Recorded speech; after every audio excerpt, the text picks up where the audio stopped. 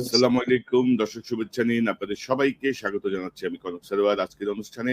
দর্শক, আপনারা জানেন মজলুম সাংবাদিক, সম্পাদক, লেখক মাহমুদুর রহমান তিনি বাংলাদেশে গেছেন কয়েকদিন আগে। তার মায়ের অসুস্থতার কারণে বাংলাদেশে গেছেন এবং বাংলাদেশে যাওয়ার পরে তিনি তার মামলায় আত্মসমর্পণ করলে তাকে জেলে পাঠানো হয়। তিনি বর্তমানে কারাবন্দী অবস্থায় আছেন, জেলে আছেন। তো এই বিষয়টি নিয়ে একজন মানুষ যিনি দীর্ঘ ৫ বছর জেল খেটেছেন, ৩৯ দিন রিমান্ডে ছিলেন, ভুয়া মিথ্যা মামলা, এটি সবাই জানে। এই মামলায় তিনি আত্মসমর্পণ করতে তাকে কি কারণে জেলে যেতে হবে এই বিষয়টি আমাদের কাছে স্পষ্ট নয় এবং এটি বর্তমান সরকারের একটি অযোগ্যতা এবং অদক্ষতার বহিঃপ্রকাশ বলে আমরা মনে করি। তো যার জন্য আমরা এই প্রতিবাদের আয়োজন করেছি। আমরা গতকালও একটি অনুষ্ঠান করেছি, আজকেও করছি এবং মাহমুদ ভাই জেল থেকে বের হওয়ার আগ পর্যন্ত আমাদের প্রতিদিন আমরা অন্তত আধা ঘন্টা করে হলেও এই বিষয়ে প্রতিবাদ অব্যাহত রাখবো অনলাইনে। এবং আপনারা যারা আমাদের সঙ্গে যোগ দিতে চান দয়া করে আমাকে ইমেল করতে পারেন konoksaronews@gmail.com। আমি আপনাদেরকে সংযুক্ত করব আমার সাথে। তো আজকে আমার সঙ্গে মাহমুদ ভাইয়ের এই আটকের প্রতিবাদ নিয়ে যোগ দিচ্ছেন আপনাদের অত্যন্ত পরিচিত সাংবাদিক, কলামিস্ট, মেরিন ইঞ্জিনিয়ার জনাব মিনার রশিদ। মিনার ভাই, আপনাকে স্বাগত জানাচ্ছি। আমার সঙ্গে যোগ দিচ্ছেন আপনাদের অত্যন্ত প্রিয় সাংবাদিক, সোশ্যাল মিডিয়া অ্যাক্টিভিস্ট, ইউটিউবার জনাব ইলিয়াস হোসেন। ইলিয়াস, আপনাকে স্বাগত জানাচ্ছি আজকের অনুষ্ঠানে।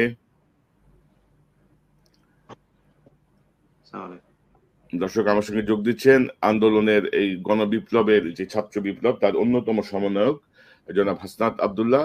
হাসনাত ভাই, আপনাকে স্বাগত জানাচ্ছি। বিশেষভাবে আপনাকে ধন্যবাদ জানাচ্ছি আপনি আপনার ব্যস্ততার মধ্যে সময় বের করে সময় দেওয়ার জন্য। আপনাকে অসংখ্য ধন্যবাদ। ওয়ালাইকুম আসসালাম। দর্শক, আমার সঙ্গে যোগ দিচ্ছেন বাংলাদেশ থেকে সাংবাদিক মাসুম মাহবুব। মাসুম মাহবুব, আপনাকে স্বাগত জানাচ্ছি। সবাইকে শুভেচ্ছা, আপনাদেরও শুভেচ্ছা। আমার সঙ্গে যোগ দিচ্ছেন বাংলাদেশ থেকে আরেক সাংবাদিক আতাউর রহমান কাবুল। কাবুল, আপনাকে স্বাগত জানাচ্ছি। আপনি দীর্ঘদিন আমার দেশে কাজ করেছেন মাহমুদ ভাইয়ের সাথে। তো আপনার কাছ থেকে আমরা হয়তো অনেক কিছু জানতে পারবো। আপনাকে ধন্যবাদ যোগ দেওয়ার জন্য। জি, আজকের অনুষ্ঠানে সবাইকে অনেক ধন্যবাদ আমাকে এখানে যুক্ত করার জন্য। আসসালামু আলাইকুম। এবং দর্শক, আমার সঙ্গে যোগ দিচ্ছেন ডাক্তার সাখাওয়াত হোসেন সায়ন্ত, আপনাদের আরেক প্রিয় মুখ, পরিচিত মুখ, বিশিষ্ট রাজনৈতিক বিশ্লেষক এবং লেখক ডক্টর সাখাওয়াত হোসেন সায়ন্ত। সায়ন্ত ভাই, আপনাকে স্বাগত। জি, আসসালামু আলাইকুম।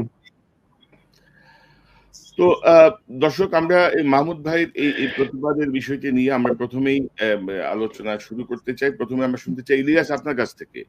এই যে ধরেন মাহমুদ ভাই আমাদের সঙ্গে গত রবিবারেও কিন্তু আমাদের সাথে অনুষ্ঠানে ছিল। এই ডে বিফোর ইয়েস্টারডে উনি বাংলাদেশের জেলখানায়। তো আপনার পর্যবেক্ষণ থেকে আপনি কি মনে করেন, কিভাবে দেখছেন? আসসালামু আলাইকুম।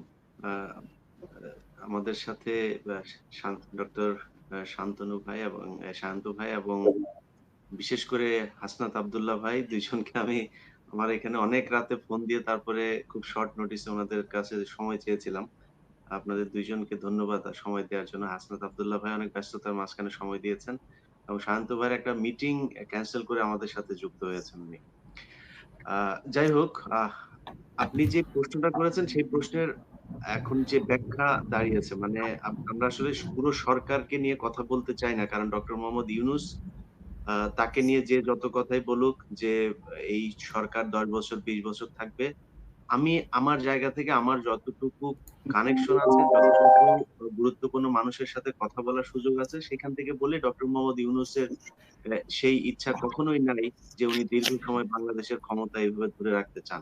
তো আমরা স্পেসিফিক যদি নাকি কথা বলি তাহলে এই সেক্টরটার সাথে আসিফ নজরুল যদি আইন উপদেষ্টা হিসেবে তিনাকে বলি, আমরা অনেকদিন ধরে আমি নিজে আমার ব্যক্তিগত ইউটিউব চ্যানেলে এবং আমাদের এই অনুষ্ঠানটাতেও, যেটা আমরা প্রতি রোববারে করছি, সাংবাদিকদের যে একটা প্ল্যাটফর্ম, সেখান থেকে কথা বলছি, সেইখানেও আমি একই কথা বলেছি যে আমরা যারা বাইরে আছে, যাদের বিরুদ্ধে মামলা হয়েছিল এই সরকারের ষড়যন্ত্রমূলক মামলাগুলো, সেই মামলাগুলোর ব্যাপারে একটা ব্যবস্থা নিতে তারা দেশে যাওয়ার আগে, যেমন আমি ধরেন দেশে যাব, আপনি দেশে যাবেন, আমরা যাওয়ার আগে এই বিষয়গুলো নিয়ে কথা বলা দরকার ছিল।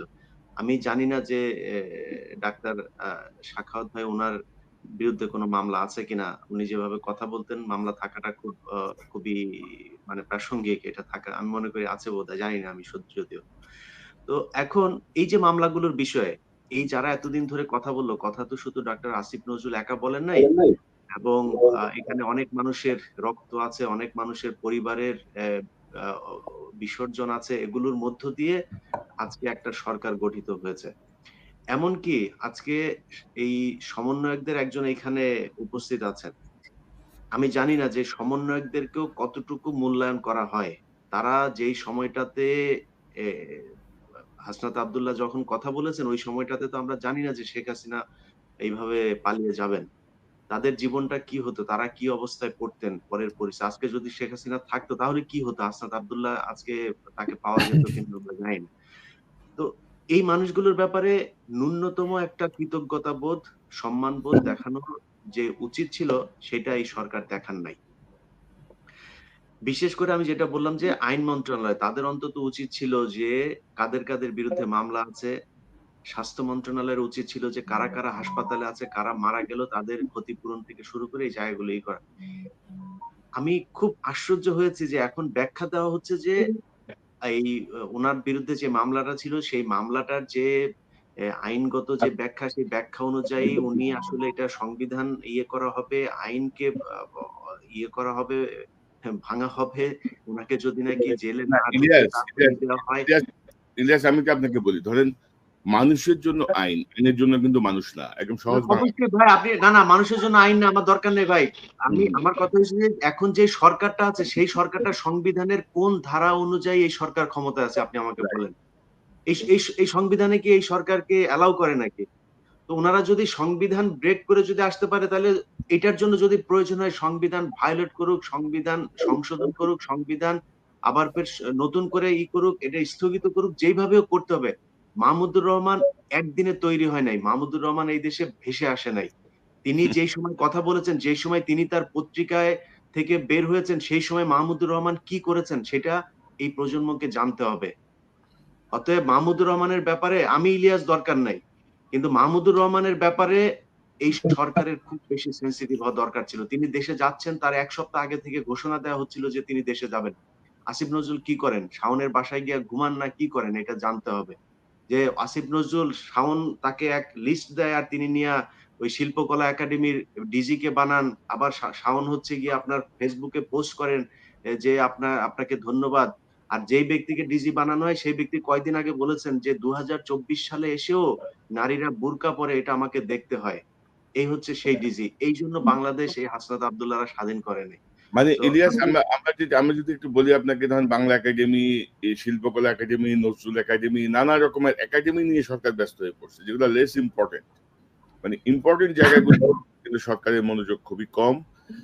এবং আমি যেটি বলছিলাম যে আইনের, ধরেন একজন মানুষ তার মা মানে একটা মৃত্যুশয্যায় অসুস্থ, তাকে দেখার জন্য তিনি তার শিডিউল চেঞ্জ করে দ্রুত দেশে গেলেন। দেশে যাওয়ার পরে যদি এই পরিণতি হয়, এইসব এইসব এদেরকে দিয়ে যে কিছু হবে না, এটা আলটিমেটলি আমরা বুঝতে পারছি। ডক্টর ইউনূসকে আমরা ব্যর্থ করতে চাই না এইসব কিছু ব্যক্তিগত ব্যক্তির জন্য, এবং সেই জায়গাটা আমরা আরো কথা বলবো। হাসনাত ভাই, আপনাকে দিয়ে শুরু করি।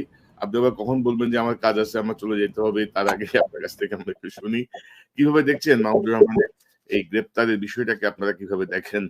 কারণ উনি কিন্তু ধরেন সেই ২০১৩ সাল থেকেই এই সরকার যে ফ্যাসিবাদের দিকে যাচ্ছে সে বিষয়টিকে সামনে নিয়ে এসেছিলেন এবং ক্রমাগত লিখে গেছেন। মানে অবর্ণনীয় নির্যাতন হয়েছে তার উপর। ৩৯ দিন রিমান্ডে ছিলেন, ৫ বছর জেলে ছিলেন, ৫ বছর দেশের বাইরে। তো কিভাবে দেখেন আপনি? আচ্ছা, প্রথম একটা বিষয় হচ্ছে আমরা যারা আন্দোলনের ফ্রন্ট ফাইটার ছিলাম, সমন্বয় করেছি, আমাদের যে অবস্থাটা কি, মানে আমরা আসলে স্টেটের মধ্যে কি ধরনের বর্তমান অবস্থায় আছি।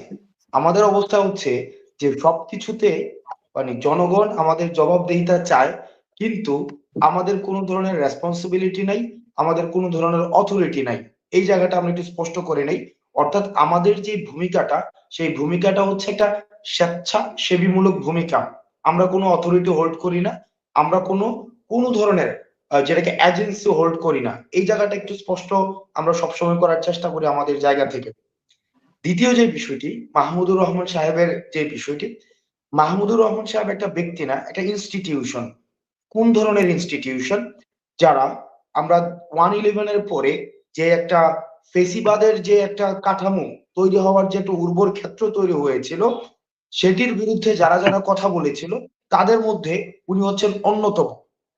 এখন এই ফেসিবাদ বিরোধী যারা কথা বলেছে, এই 24 পরবর্তী ছাত্র নাগরিকের যে অভ্যুত্থানটি হয়েছে, এই অভ্যুত্থান পরবর্তী সময়ে এই ফেসিবাদের সাথে আপোষ না করে যারা তাদের এগেনস্ট কথা বলেছে, আমরা আমাদের জায়গা থেকে সবসময় আমরা সেটি চেয়েছি যে তাদেরকে যেন এই 24 পরবর্তী সময়ে কোনো ধরনের এই আমাদের ফেসিস্ট সরকার যে ধরনের কালো আইনের মধ্য দিয়ে তাদেরকে হচ্ছে জেলে বন্দি করে রেখেছে, সেই আইনগুলো যেন আর বলবৎ না থাকে, বরং তাদেরকে যেন 24 পরবর্তী সময়ে যে আমাদের নতুন বাংলাদেশ বিনির্মাণের আমি কথা বলছি।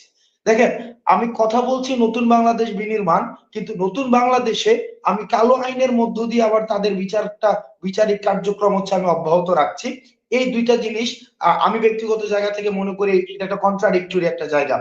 এখন এই নতুন বাংলাদেশের বাস্তবতায় এই পুরনো বাংলাদেশের ফেসিবাদী কাঠামোতে গড়ে ওঠা যে ধরনের কালো আইনগুলো ছিল, যেটির মধ্য দিয়ে মাহমুদুর রহমান সাহেবদের মতো অন্যান্য আরো যারা এই কালো আইনের মধ্য দিয়ে হচ্ছে বিচারিক কার্যক্রমের মধ্যে রয়েছে, আমরা চাই আমাদের জায়গা থেকে এই 24 পরবর্তী বাংলাদেশে সেগুলোর দ্রুততম সমাধান হোক।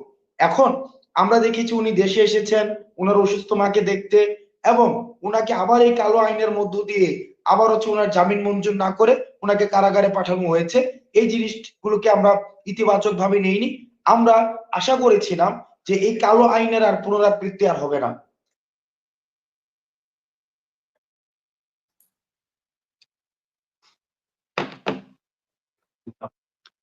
আমরা শুনতে পাচ্ছি আপনাকে।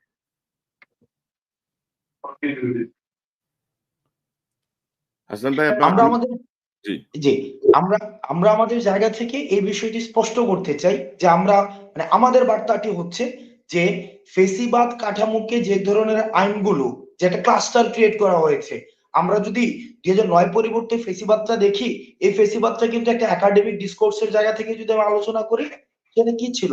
তারা একটা অ্যাডমিনিস্ট্রেটিভ ক্লাস্টার ক্রিয়েট করেছে, একটা ইন্টেলেকচুয়াল ক্লাস্টার ক্রিয়েট করেছে, একটা জার্নালিস্ট ক্লাস্টার ক্রিয়েট করেছে।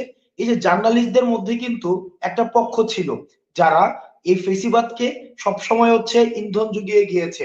আপনি যদি গণভবনে যে প্রশ্ন উত্তর পর্বগুলো থাকতো, সেগুলোকে যদি আপনারা খুব মনোযোগ দিয়ে আপনারা দেখেন, এই প্রশ্ন উত্তর পর্বগুলোর প্রত্যেকটা প্রশ্নের একটা বিনিময় মূল্য থাকতো। অর্থাৎ আমরা যখন দেখতাম যে সাংবাদিকরা তৎকালীন সময় হাসিনাকে প্রশ্ন করছে, এই প্রশ্ন করার উদ্দেশ্য ছিল কি, হয়তো পূর্বাচল একটা প্লট পাবে অথবা ইউনাইটেড নেশনসে সফরে যাবে। অর্থাৎ এই যে উদ্দেশ্য প্রণোদিত ভাবে একটা জার্নালিস্ট ক্লাস ক্রিয়েট হয়েছিল, যারাও কিন্তু ফেসিবাদকে ইন্ধন জুগিয়েছে। এখন আমরা যদি এই 24 পরবর্তী সময়েও এই একই ধরনের প্রবণতার বা আমরা যদি কোনো ধরনের আভাস দেখতে পাই, সেই জিনিসগুলোকে আমরা অবশ্যই মেনে নিব না। এখন এই যে মাহমুদুর রহমান সাহেব, উনি হচ্ছেন আমাদের সিম্বল। ফেসিবাদের এগেনস্টে যারা কথা বলে গিয়েছে ওই সময়টিতে, তাদের সিম্বল হচ্ছে মাহমুদুর রহমান সাহেব। এখন উনি যদি এখন জেলে থাকেন, তার মানে আমরা এখনো পর্যন্ত ফেসিবাদ মুক্ত যে একটি বাংলাদেশ, একটা 24 পরবর্তী নতুন বাংলাদেশ বিনির্মাণের কথাগুলো আমরা বলছি, তাত্ত্বিক কথাগুলো বলছি, সেগুলোর কিন্তু আর ব্যবহারিক ভিত্তিটা আমাদের থাকে না। সেজন্য আমাদের যে আইন উপদেষ্টা রয়েছেন আসিফ নজরুল সাহেব, আমরা প্রত্যাশা করেছিলাম এই বিষয়ে ইতিবাচক এবং দ্রুততম পদক্ষেপ নেবেন, কিন্তু উনি সেটি হয়তো উনি নেননি। এখন আমরা প্রত্যাশা করব সামনে খুব দ্রুততম সময়ে মাহমুদুর রহমান সাহেব সহ আরো যারা এই ফেসিবাদ বিরোধী একদম পুরো 2009 সাল পরবর্তী সময় থেকে কনস্ট্যান্টলি যারা কথা বলে গিয়েছেন, তাদের বিষয়ে আইনগত যে সুরাহাটি রয়েছে সেটি দ্রুততম তারা পদক্ষেপ নেবেন। জি, তবে হাসনান ভাই, আপনি যেটি প্রথমে শুরু করলেন যে আপনি স্বেচ্ছাসেবী, আপনাদের কোনো তেমন কোনো ভূমিকা নাই, এটি আমরা প্রত্যাশা করি না, এটি আমরা চাই না। কারণ আপনারা যারা জীবন বাজি রেখে যে তেমন কোনো ভূমিকা না, আমি বলেছি লিগ্যাল এন্ডোর্সমেন্ট। অর্থাৎ না, আমি কি যেমন আমাদের কথা উঠেছে যে আমরা নাকি এসপি এবং ডিসি বিভিন্ন জায়গায় আমরা দেখছি যে আমরা এসপি এবং ডিসি পর্যন্ত আমরা নিয়োগ দিয়েছি, তাদের পদ বদলি, এই জিনিসগুলো আমরা করছি। এখন দেখেন এগুলো সিম্পল এলিগেশনস। আমরা কি এই ক্ষমতাটা রাখি কিনা, বা আমাদের এই ধরনের আইনগত অধিকার আছে কিনা, আমাদের কি স্টেট আমাদের কি অধিকারটা দিয়েছে কিনা যে আমরা একজন এসপি বা একজন ডিসি কে পদায়ন করা বা বদলি করা, এই জিনিসগুলো আমরা করতে পারি কিনা, এই কাজগুলো এগুলো আমাদের না, এগুলো আমাদের প্রশ্নই আসে না। না, এগুলো ধরেন অনেক ধরনের প্রচারণা থাকে, অপপ্রচার থাকে। আর বিশেষ করে আপনি তো জানেন যে আওয়ামী ফ্যাসিবাদীদের মানে এক চুলও কিন্তু কেউ কোথাও থেকে নড়ে নাই, তারা তাদের জায়গায় বহাল। মিডিয়াও তাদের নিয়ন্ত্রণে ইনফ্যাক্ট বলা চলে। সো নানা রকমের অপপ্রচারের শিকার আপনারা হবেন, এটা অস্বাভাবিক কিছু না। আমি যেটা বলতে চাচ্ছি যে আপনাদের যে স্টেক, আপনারা সেটি আরো স্ট্রংলি নেন, না হলে কিন্তু বিপ্লবের যে সরকার, এত রক্তপাত, এত জীবন, এগুলো ব্যাহত হবে। আমি আবারও আসবো হাসনাত ভাই আপনার কাছে। সাখাওয়াত হোসেন সায়ন্ত, আপনি একটি মিটিং থেকে বের হয়ে এসেছেন আমি জানি, আপনার কাছ থেকে একটু জানতে চাই মাহমুদুর রহমানের এই যে তাকে জেলে পাঠানো, তার প্রতি এই যে অশ্রদ্ধা, একটি একটি বিপ্লবী সরকার বলি আমরা, বা এত রক্তপাতের পরে যে সরকার, সেই সরকারের যে ফ্যাসিবাদী আচরণ বলবো, যে মানবিকতার জায়গাটা নাই। আপনি আইনের দোহাই দিচ্ছেন, আপনি আইন মারাচ্ছেন। আমি গতকাল বলতেছিলাম যে আপনি কিসের আইন মারান আমাদের সাথে, তাই না? মানুষ আগে, তারপরে আইন। আর এটা তো কিসের মামলা? এটা জয়ের মামলা, যে মামলায় ওই সিএমএম তাকে গাড়ি থেকে রিসিভ করছে, 10 জন কোর্টের সকল বিচারক যে তাকে গাড়িতে বিদায় দিয়ে আসছে, সেই তার মামলা। সায়ন্ত ভাই আপনার কাছ থেকে শুনি। জি, আপনাকে ধন্যবাদ। এবং এখানে আলোচনায় যারা আছেন এর মধ্যে মিনার রশিদ ভাই, ইলিয়াস হোসেন এবং কাবুল ভাই, এরা আমার পূর্ব পরিচিত। আর দুজন সমন্বয়ক যারা আছেন, এদের সঙ্গে আমার ব্যক্তিগতভাবে পরিচয় না থাকলেও এই সময়ের কারণে স্ক্রিনে দেখা পরিচিত মুখ, সবার জন্য শুভেচ্ছা রইল। দেখেন, বাংলাদেশে প্রতিবাদ, একদম সৎভাবে সাহস নিয়ে প্রতিবাদের যে প্রতীক, সেটা নিঃসন্দেহে মাহমুদুর রহমান অনন্য। মাহমুদুর রহমান সম্পাদক হিসেবেও সাহসী সম্পাদক ছিলেন, তিনি লেখক হিসেবে, কলামিস্ট হিসেবে সাহসী লেখক, বক্তা হিসেবে সাহসী, এবং এই যে তার বিরুদ্ধে যেসব মামলা এবং যেসব হয়রানি হয়েছে, বিন্দুমাত্র আপোষ করেননি। এরকম একজন আপোষহীন, এরকম একজন মানুষ যে সাহস নিয়ে ফ্যাসিবাদের বিরুদ্ধে লড়ে যেতে পারে, সে অনেকের জন্য ইন্সপিরেশন। সেই রকম একজন মানুষ তিনি আসলেন। এবং যে মামলা যেটা বলছিলেন, যেটা শুরুতে ইলিয়াস ভাই বলছিল যে সরকার আইনের দোহাই দিচ্ছে, সংবিধানের দোহাই দিচ্ছে, সেই সরকারটি কিন্তু প্রতিষ্ঠিত হয়েছে একটি বিপ্লবের মাধ্যমে। বিপ্লব না বললেও আমরা অ্যাটলিস্ট গণ অভ্যুত্থান তো অবশ্যই বলবো, যে ছাত্র জনতা এবং 16 বছর ধরে ফ্যাসিবাদ বিরোধী আন্দোলনে অসংখ্য জানমালের ক্ষতির শিকার হয়ে রাজনৈতিক দলগুলো যে ভূমিকা নিয়েছে, তার ফসল হিসেবে সর্বশেষ ছাত্রদের নেতৃত্বে যে বিজয় এসেছে, তার ফসল এই সরকার। এই সব বাংলাদেশের সংবিধানে তো অন্তর্বর্তীকালীন সরকার বলতে এরকম বিশেষ কোনো ব্যবস্থা নেই। 3 মাসের যে তত্ত্বাবধায়ক সরকারটি ছিল নির্বাচনকালীন, সেটিও কিন্তু সংবিধান থেকে বিলোপ করা হয়েছে। যেভাবেই করুক, অন্যায়ভাবে করুক, কিন্তু করেছে। তো এই মুহূর্তে সংবিধানে যেহেতু অন্তর্বর্তীকালীন সরকার বলতে কিছু নেই, ফলে এই সরকারের যে কনসেপ্ট, সেটা ওই অর্থে সাংবিধানিক নয়। কিন্তু এটা বৈধ সরকার। বৈধ কেন? জন আকাঙ্ক্ষাকে ধারণ করে এদেশের ছাত্র ফ্যাসিবাদ বিরোধী শক্তির বাইরে সমস্ত শক্তির চাওয়া এবং আন্দোলনের এবং রক্তের ফসল হচ্ছে এই সরকার। সেই হিসেবে তারা বৈধ। এখন সেই বৈধ সরকারটি যারা অবৈধভাবে আগে থেকে যাদের জেল জুলুম দিয়েছে, তাদেরকে যদি আবার আইনের দোহাই দিয়ে এভাবে আটকে রাখে, সেটি সেলফ কন্ট্রাডিকশন। অবশ্যই তাদের এটা একটা কন্ট্রাডিকশন। মাহমুদুর রহমান, শফিক রেহমান, এদের বিরুদ্ধে যে মামলাটি, জয় অপহরণ হত্যা প্রচেষ্টা মামলা, সেটা যে সর্বৈব মিথ্যা একটা মামলা, সেটা একটা শিশুও বুঝে। শুরু থেকে যেহেতু এই মামলার বিষয়ে আমরা প্রতিবাদ করে এসেছি, কথা বলেছি, লিখেছি, সুতরাং এই মামলার বিষয়ে আমরা ভালো জানি যে এটা শফিক রেহমান, এখন 90 বছর তার বয়স, 84 বছর বয়সে তাকে জেল খাটানো হয়েছে। মাহমুদুর রহমান, শফিক রেহমানের মতো মানুষ কোনো হত্যা প্রচেষ্টা বা অপহরণে যুক্ত হওয়ার মানুষ যে নন, এটা সবাই জানে। তবে হ্যাঁ, তারা শেখ হাসিনা এবং তার ছেলের যে দুর্নীতি, অপকর্ম, তাদের যে মাফিয়াতন্ত্র, তার বিরুদ্ধে তারা সোচ্চার ছিলেন। এখন সেই সোচ্চার থাকাটা যদি প্রতিষ্ঠিত হয়, তাহলে সেটা শেখ হাসিনা এবং তার পুত্র জয়ের রাজনৈতিক হত্যা হতো। সুতরাং সেই বিবেচনায় তারা এটাকে জয় হত্যা প্রচেষ্টা বলতেই পারেন। কিন্তু এটা যেই অর্থে অপহরণ এবং হত্যা প্রচেষ্টা বলা হয়েছে, তার ধারে কাছেও না। সেই রকম একটা মিথ্যা মামলায় সাজা দিয়ে মাহমুদুর রহমানকে, শফিক রেহমানকে জেল খাটানো যা করা হয়েছে, এটা ভাষায় প্রকাশের যোগ্য নয়। এমন অনমানবিকতা বাংলাদেশে খুব কম হয়েছে, অনেক হয়েছে। রাজনীতিবিদ, সুশীল সমাজ সহ এমন কোন সেক্টর নেই যাদেরকে হয়রানি, হামলা মামলা, গুম খুনের মধ্যে ফেলেনি সে। কিন্তু এ দুজন মানুষের প্রতি যে অবিচার করা হয়েছে, সেটার মাত্রা একটু ভিন্ন।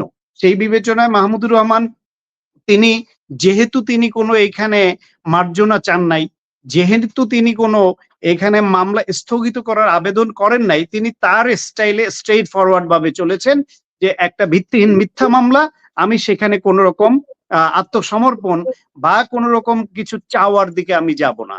তিনি আদালতে গেছেন। আদালতের দায়িত্ব ছিল, যেহেতু মিথ্যা মামলা এবং যেহেতু এই বিশেষ একটি সরকার ক্ষমতায়, তাকে অন্তত জেলে না নিয়ে জামিন দিয়ে তাকে যদি বলতেন যে ঠিক আছে, আপনি আইনি প্রক্রিয়া অনুসরণ করে মামলার পরবর্তী ধাপ অতিক্রম করেন, যেটা অন্যদের বেলায় করেছে, কিন্তু আপনাকে বিশেষ বিবেচনায় এই রাষ্ট্রের পক্ষ থেকে সম্মান দেখে জামিন দেওয়া হতো, সেটা হতো ন্যায় বিচারের কিছুটা কাছাকাছি।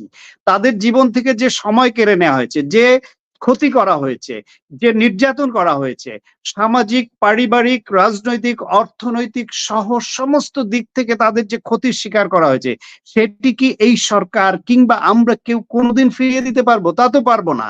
কিন্তু ন্যূনতম এটুকু সম্মান তো তাদের দেখানো যেত, যে আপনাকে জামিন দেয়া হলো সসম্মানে, এরপর বাকি আইনি প্রক্রিয়া আপনি অবলম্বন করুন। সেটুকুও দেখায়নি। আসলে এই সরকারে যারা আছেন, তাদের মধ্যে কেন যেন একটা আত্ম অহমিকা কোথাও কোথাও ভর করেছে, এবং স্বৈরাচারের আগের তাদের সঙ্গী, ফ্যাসিবাদের সঙ্গী, তাদেরকে নতুন মোড়কে এনে কি এক মিশেল সরকার হয়েছে। এবং তাতে করে তারা এমন একটা অবস্থান নিয়েছেন, কখনো বলেন ছাত্ররাই সব করেছে, কখনো বলেন ছাত্র জনতা করেছে, কখনো তারাই সবকিছু করেছেন। এইরকম একটা অবস্থানে তারা আসেন, যেটা মোটেই কাম্য নয়। আমাদের মনে রাখতে হবে, 16 বছর ধরে যে হাজারের উপরে মানুষ গুম হয়েছে এই সরকারের হাতে, তাদের স্টেট অ্যাপারেটাসের হাতে, তারা কি রক্ত দেয়নি? তারা কি জীবন দেয়নি? গুম হয়ে আছে যারা, কে বেঁচে আছে আমরা জানি না। এইখানে যে এই যে 6-7 হাজারের বেশি মানুষকে যে এক্সট্রা জুডিশিয়াল কিলিং বা নির্বিচারে, বিনা বিচারে হত্যা করা হয়েছে, এই যে এক একজন রাজনৈতিক নেতার নামে 300, 400, 500 মামলা, আদালতের বারান্দায় ঘুরতে ঘুরতে তাদের জীবন চলে গেছে, এই যে এত রকমের ক্ষতির শিকার, তারা এই যে নির্বাচন বয়কট করে আন্দোলনটা চালিয়ে গেছে, তাদের কিন্তু দীর্ঘদিনের আত্মত্যাগের ফসল।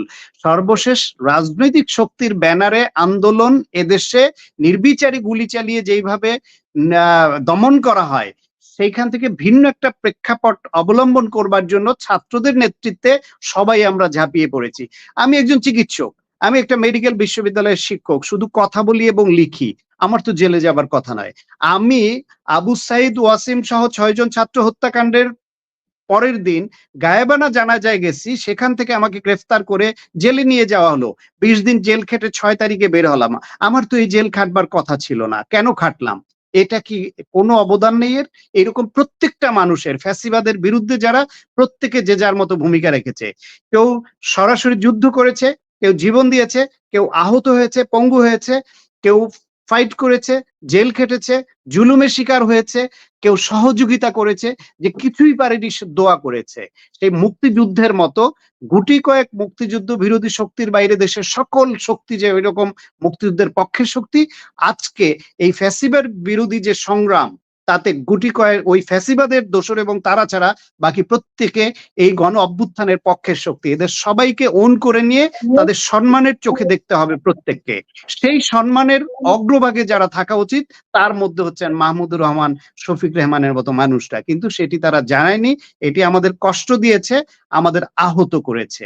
এবং এই সরকারের মধ্যে যে সমন্বয়হীনতা চলছে এই নানান সেক্টরে, কি কি বলবো, ছয়টা কমিশনের 6 জন প্রধান বানায়, আমি বোধহয় একটু সময় বেশি নিয়ে ফেলছি। 6টা কমিশনের 6 জন প্রধান বানায়, আবার তার মধ্যে একজনকে আবার চেঞ্জ করতে হয়। কেন? আগে আলাপ করে নেননি, মত নেননি যে চেঞ্জ করতে হবে কেন? ইলিশ দিবেন কি দিবেন না, এক একজন এক এক সিদ্ধান্ত দেন, এক এক কথা বলেন। 10 কমিটি করেন পাঠ্যপুস্তক পরিবর্তনের জন্য, আবার সেই কমিটি আবার বাতিলও করেন। বাতিল করার পরে উপদেষ্টা আবার বলে যে আমরা ইনফরমাল অনানুষ্ঠানিক আলোচনা করেছি, সেটা ভুলক্রমে প্রজ্ঞাপন হয়ে গেছে। এই হাস্যকর কথাও তারা বলছে। এটা সম্ভব? এই যে 35 বছর চাকরির জন্য দাঁড়িয়ে আজকে এই টিয়ারশেল এবং পড়তে হচ্ছে কেন? এটা অন্যায্য দাবি। তাহলে আগে এত বড় বড় মুভমেন্ট আলোচনা করে আপনারা সমাধান করলেন, এইটা কেন পারছেন না? এরকম নানান ক্ষেত্রে ডিসি নিয়োগ দেয়, সারা দেশে 59 ডিসি দেয়, তার মধ্যে দেখা যায় 56 জন আওয়ামী লীগের ফিট লিস্টেড ডিসি। কেন এই অবস্থা হবে? উপদেষ্টা তার সহকারী সব নিয়োগ দিচ্ছে, দেখা যাচ্ছে সেই ফ্যাসিবাদের ভূত, আগে যারা ফ্যাসিবাদের পারপাস সার্ভ করেছে তাদেরকেই নেওয়া হচ্ছে। এইরকম নানান ক্ষেত্রে যে সমন্বয়হীনতা, এদের যে ভূমিকা ইতিমধ্যেই প্রশ্নবিদ্ধ হতে শুরু করেছে। কিন্তু এটা তো আমরা চাই না। এই সরকার যদি ফেল করে তাহলে গোটা দেশ ফেল করবে, আমাদের অভ্যুত্থান ফেল করবে, আমাদের এত মানুষের রক্ত দেওয়া বৃথা যাবে। আমরা যে ভবিষ্যৎ গণতান্ত্রিক জনকল্যাণমুখী রাষ্ট্র চাই, আমাদের যে চেষ্টা সেটা ফেল করবে। সেই জন্য এই সরকারের উচিত এই যে ফ্যাসিবাদ বিরোধী যে শক্তি, সবার সমর্থন যেভাবে পেয়েছে সেটাকে ধরে রেখে এগিয়ে যাওয়া। কিন্তু সেখানে লক্ষণটা শুভ ঠেকছে না। কিন্তু আমরা এদেরকে সহযোগিতা করতে চাই, সঙ্গে থাকতে চাই এবং একসঙ্গে এগিয়ে নিয়ে এই অভ্যুত্থানের যে স্পিরিট, এই যে রক্ত, এই যে এত জানমালের ক্ষতি, এর বিনিময় কিছু দিয়ে আপনি দিতে পারবেন না। শুধুমাত্র গণতান্ত্রিক একটি কল্যাণমুখী রাষ্ট্র দিয়ে এদের প্রতি শ্রদ্ধা জানানো যায়। সুতরাং এটা সফল করতেই হবে। জি শান্ত ভাই, খুবই ভালো বলেছেন আপনি। এবং মাহমুদ ভাইয়ের বিষয়টা নিয়ে আমি যদি জাস্ট একটা বিষয় বলি, যে যেদিন উনি কোর্টে গেলেন সকালবেলা, সেদিন মানে এই সংক্রান্ত জায়গার অত্যন্ত উচ্চ পদস্থ একজনকে আমি বললাম, উনি বলতেছে ভাই মাহমুদ ভাইকে তো আমরা বলছিলাম একটা অ্যাপ্লিকেশন করতে। আমি যে মাহমুদ ভাই জীবন অ্যাপ্লিকেশন করবে না। তো একটা অন্তত কাজ করেন আপনারা, ওনার জামিনের হিয়ারিংটা আপনারা আরো 10 দিন পরে করেন বা 15 দিন পরে ডেট দিয়ে দেন। এবং মানে অন্তত মা অসুস্থ, মায়ের কাছে থাকুক, উনি জাস্ট দেশে যেয়ে নামছেন, এর মধ্যে আপনারা ওনার সঙ্গে কমিউনিকেট করেন ভাই, সেটাও তাদের মাথায় ঢোকে নাই। এটা কিন্তু সম্ভব, কিন্তু যে আমি মাহমুদ ভাইয়ের মানসিক দৃঢ়তা কোন জায়গায় কনক ভাই বলি। আমি একটা অনুরোধ পাঠিয়েছিলাম যে পিজি হাসপাতালে উনি এলে ওনাকে একটা কেবিনে একজন ডাক্তারের অধীনে আমরা ভর্তি করাই, যেটা শফিক ভাইকে আগে করিয়েছিলাম। ভর্তি করানোর পর উনি এখান থেকে জেলে যান, যাতে ওনাকে ওই আদালতে যান, আদালত থেকে ওনাকে জেলে না দিয়ে হসপিটালেই পাঠাতে পারেন, তারপর বাকি প্রক্রিয়া চললো। সেটাও রাজি হন নাই, বললেন না আমি এই অভিনয় আমি করতে যাব না। স্পষ্ট আমাকে ধন্যবাদ জানিয়েছেন যে তার জন্য আমি ভেবেছি, কিন্তু এই অভিনয়টা উনি করতে রাজি হন নাই। উনি এইরকম দৃঢ়চেতা মানুষ। ওইটাই। আর যারা সরকারে আছে কি বলবো, তারা হেদায়েত হবে বলে আমার মনে হচ্ছে না। তারা ক্রমাগত ইয়ের দিকে যাচ্ছে, মানে মাইনাস পয়েন্টের দিকে যাচ্ছে। আতাউর রহমান কাবুল, আপনার কাছ থেকে একটু শুনি মাহমুদ ভাই সম্পর্কে। আপনারা একসাথে কাজ করেছেন, দীর্ঘদিন আপনি আমার দেশে কাজ করেছেন, তো কি মনে করেন, কিভাবে দেখছেন মাহমুদ ভাইয়ের এই যে জেলে যাওয়াটা, একটু সংক্ষেপে যদি বলেন, আমরা আরেকটা প্রসঙ্গে যাব। জি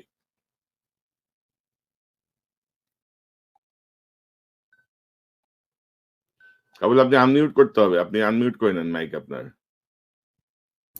অনেক ধন্যবাদ কনক ভাই।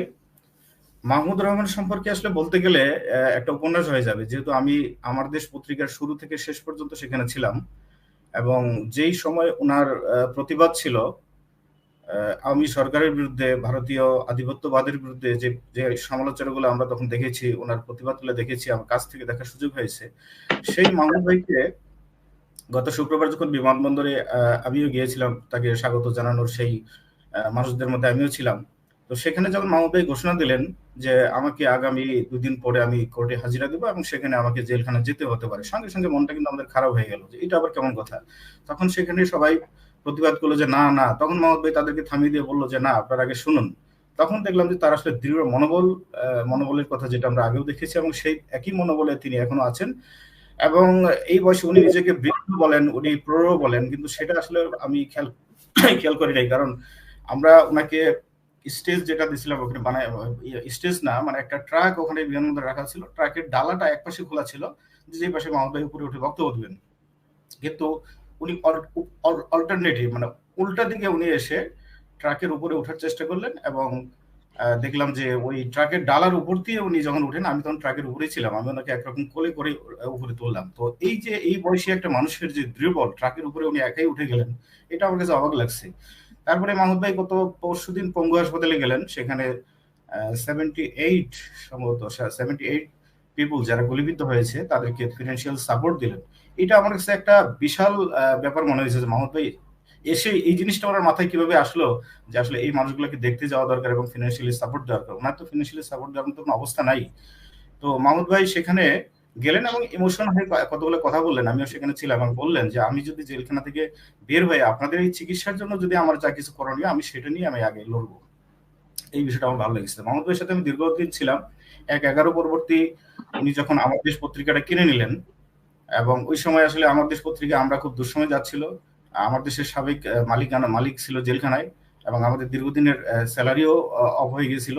2013 সালে আমার মনে আছে যখন শাহবাগ আন্দোলন হলো, এর আগের ইতিহাস সম্পর্কে আসলে এই প্রজন্মকে একটু জানানো দরকার। আজকে এখানে হাসনাত আব্দুল্লাহ আছে, তারা অনেক ছোট সেই বয়সে, তখন হয়তো তারা 12-13 বছর বা 10-11 বছর বয়সী, তারা সেই ইতিহাস তারা জানে না। মাহমুদ ভাইকে আমরা প্রথম আমরা চিনি তাকে নয়াদিগন্তে, যখন উনি 1/11 সময় সরকারের সময় যখন নয়াদিগন্তে উনি লেখা শুরু করলো 1/11 সরকারের বিভিন্ন কর্মকাণ্ডের বিরুদ্ধে, রক্তচক্ষু উপেক্ষা করে উনি যখন লেখালেখি শুরু করলো, তখন আমরা জানলাম যে মাহমুদুর রহমান কি।